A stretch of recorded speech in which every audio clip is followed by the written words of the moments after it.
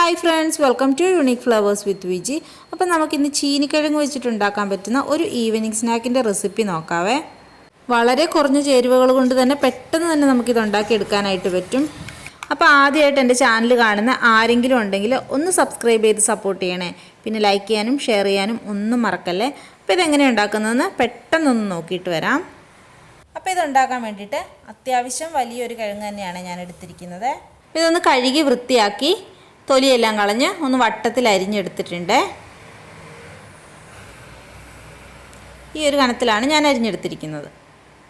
ഇനി നമുക്കൊരു പാത്രത്തിൽ വെള്ളം വെച്ച് നമ്മൾ ഈ അരിഞ്ഞ് വെച്ചിരിക്കുന്ന ചീനിക്കിഴങ്ങെല്ലാം കൂടി അതിലിട്ട് ഒന്ന് വേവിച്ചെടുക്കാം.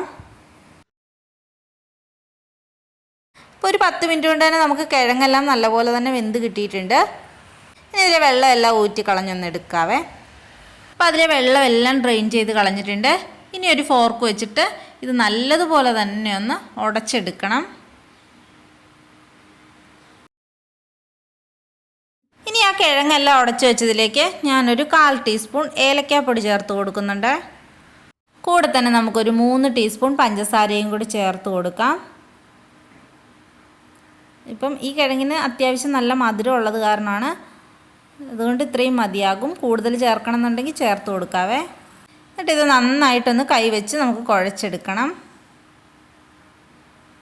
അപ്പം നമ്മളിങ്ങനെ ഇത് കുഴയ്ക്കുന്ന സമയത്ത് അത് കുറച്ചൊന്ന് ലൂസായിട്ടായിരിക്കും ഉണ്ടാവുക.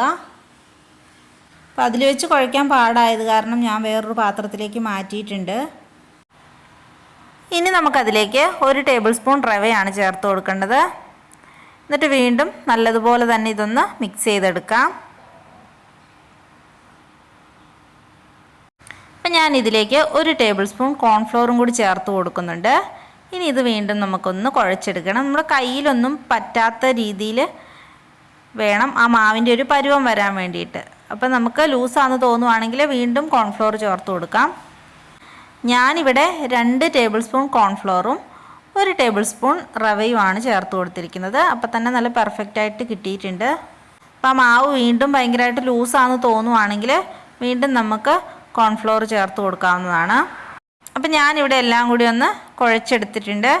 നമ്മുടെ മാവ് ഇപ്പം നല്ല സോഫ്റ്റ് ആയിട്ടുണ്ട് കേട്ടോ. അപ്പോൾ മധുരമൊക്കെ ഒന്ന് ബാലൻസ് ചെയ്യാൻ വേണ്ടിയിട്ട് ഞാനൊരു ശകലം ഉപ്പും കൂടി ചേർത്ത് കൊടുത്തിട്ടായിരുന്നു മിക്സ് ചെയ്യുന്നത്. ഇനി ഞാൻ അതിൽ നിന്നൊരു പോർഷൻ എടുത്തിട്ട് ഒന്ന് ഷേപ്പ് ചെയ്തെടുക്കുന്നുണ്ട്.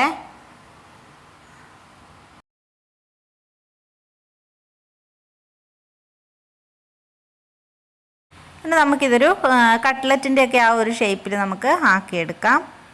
അത്രയും കട്ടി വരുന്നില്ല കേട്ടോ. അപ്പം നമ്മളെല്ലാം ഈ രീതിക്കൊന്ന് ഷേപ്പ് ചെയ്തെടുത്തിട്ടുണ്ട്. ഇനി ഇതെല്ലാം ഒന്ന് ഫ്രൈ ചെയ്തെടുക്കാൻ വേണ്ടിയിട്ട് ഒരു പാൻ അടുപ്പത്തേക്ക് വെച്ചിട്ട് ഞാൻ കുറച്ച് വെളിച്ചെണ്ണ ഒഴിച്ച് കൊടുക്കുന്നുണ്ട്. നമ്മുടെ എണ്ണ ചൂടായി വരുന്ന സമയത്ത് നമുക്കത് എണ്ണയിലേക്കൊന്ന് ഇട്ട് കൊടുക്കാവേ. എന്നിട്ട് ഒരു മീഡിയം ഫ്ലെയിമിൽ വെച്ചിട്ട് വേണം നമുക്കിതൊന്ന് ഫ്രൈ ചെയ്തെടുക്കാനായിട്ട്. ഒരു മിനിറ്റ് ആകുമ്പോഴേക്കും ഒന്ന് തിരിച്ചിട്ടും കൂടി ഒന്ന് ഫ്രൈ ചെയ്തെടുക്കാവേ. ഇപ്പം ഏകദേശം ഒരു 2 മിനിറ്റ് കൊണ്ട് എല്ലാം ഒന്ന് ഫ്രൈ ചെയ്തെടുത്തിട്ടുണ്ട്.